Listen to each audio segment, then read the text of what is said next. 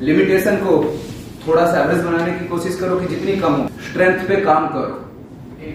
Guidance क्या करती है, उन उतार चढ़ाव को कम करती है, उस रास्ते को सीधा लेकर के जाएगी आपको। यानी सफलता और असफलता में डिफरेंस क्या होता है कि सफलता वो होती है जब आप अपने आप को सहज महसूस करने लग जाओ। और यही हर डैमो में HSSC के बैच हो, SSC के, शुरू में बैंक के टाइम में सोशल मीडिया इतना नहीं था, मैं बच्चे को बोलता था नहीं इतना पढ़ना है, 70% ही पढ़ना है। एक ही रूल, 10 बुक एक बार पढ़ने के बजाय एक ही बुक को 10 बार पढ़ना है। फालतू की चीजें नहीं पढ़नी होगी। पिछली बार की डेमो में जब चीजें बताई गई, 3 बच्चे उठ के गए, टॉप की पोस्ट पे लगे हुए हैं, बोले HSS की तैयारी ऐसे होती है क्या? इस बार यही बीच में बैठे हैं। क्यों भाई? ऐसे ही होती। तो जितने भी नए बच्चे हैं चाहे वो HSS की तैयारी कर रहे हैं, SSC या फिर मन हो HS की तरफ मूव करने का, मेरी रिक्वेस्ट है, सजेशन है, बेसिक चीजों को मत भूलिए, सिलेक्शन बेसिक चीजों से हो।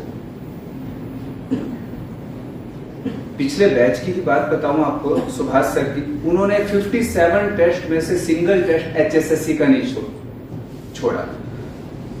आप लोग यहां टेस्ट देते थे, वो वहां बैठ के टेस्ट करते थे। HSS का सिंगल टेस्ट, सिंगल क्लास नहीं छोड़ी। तो एक ही चीज मैटर करेगी, कॉन्टिन्यूटी। आप में कितना टैलेंट है कोई फर्क नहीं पड़ता, जो रेगुलर पढ़ेगा वो हमेशा आगे जाएगा। जैसे आप लोग बोलते हो कि जो प्री एग्जाम हम लोगों का होगा उसमें एक GS का एग्जाम रहेगा और एक CSET। और टेस्ट का मेरा एक्सपीरियंस ये है, ये जो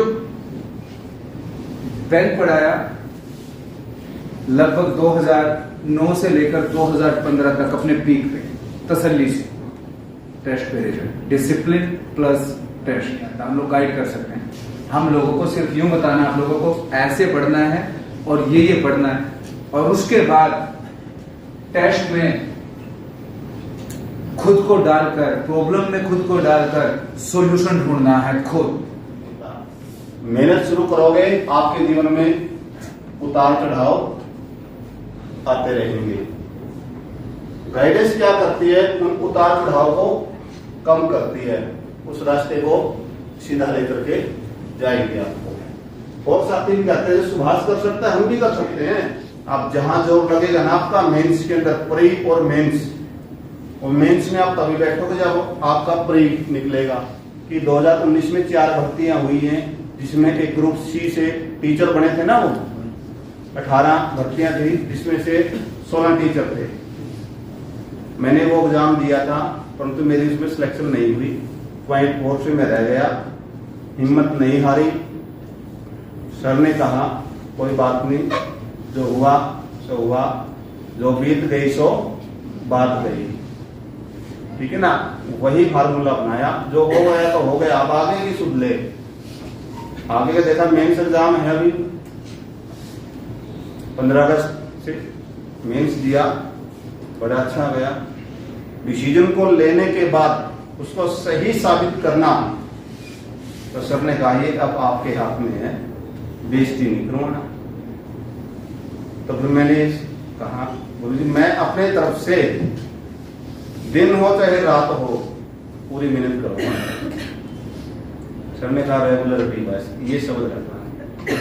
तो रेगुलरिटी 22 टेस्ट GS के, 22 CSET के, काफी साथी बैठे होंगे जो मेरे बैच में थे। यहाँ कोई एक सिंगल क्लास भी मैंने GS की और CSET की नहीं छोड़ी। बाहर सरकार लिखा हुआ, उसके अंदर बैठने के बाद जो फीलिंग आती है, मेरे पिताजी कहते हैं बस एक बार रेस्ट हाउस में नाइट बिता दे मेरी, और हरियाणा सरकार की गाड़ी में बिठा दे। यानी सफलता और असफलता में डिफरेंस क्या होता है कि सफलता वो होती है जब आप अपने आप को सहज महसूस करने लग जाओ।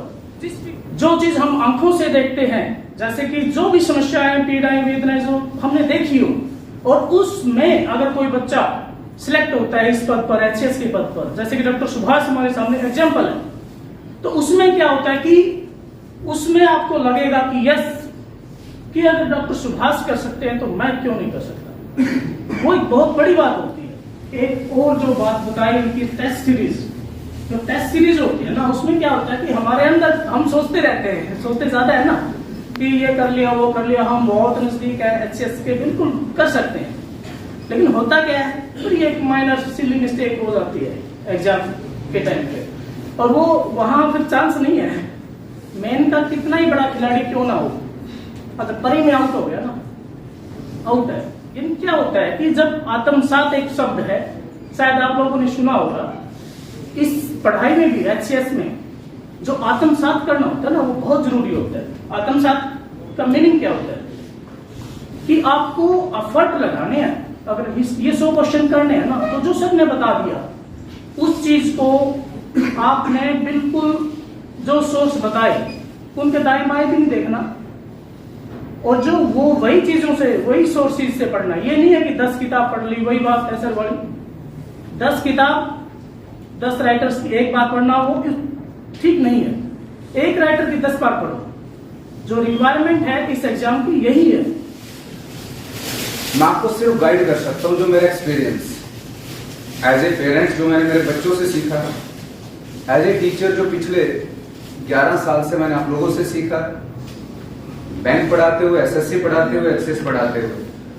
आप लोग बेहतरीन टीचर, आप ही सिखाते हो। आप लोगों जो सीखा है आप लोगों को ही लौटाना होता है। सोसाइटी से हम लेते हैं और सोसाइटी को हम लोगों को देकर जाना होता है। और सर की बात बहुत अच्छी लगी कि कॉन्टिन्यूटी और रेगुलरिटी दोनों में सर की क्लैरिटी, डॉक्टर साहब की, और सुभाष सर की कॉन्फिडेंस कि मुझे करना है।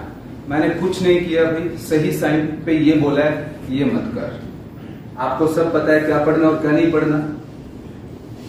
उनमें से गलत चीजों को हटा लीजिए, जहां भी दिक्कत आए आप पूछ लीजिए। और उससे मुझे ये लगता है कि किसी भी हिस्से में 60 to 70% पे सिलेक्शन हो जाती है। लिमिटेशन को थोड़ा सा एवरेज बनाने की कोशिश करो कि जितनी कम हो, पूरी स्ट्रेंथ पे काम करो। एक 80-20 का रूल होता है, हम लोग ऐसा मानते हैं कुछ 70-30 की। 80-20 मतलब 80% आदमी पे स्ट्रेंथ होती है और 20 वीकनेस या लिमिटेशन, जो भी आप कहो। उस 80% को छोड़ के जो उसके पास है के पीछे भागता है जो उसके पास नहीं है।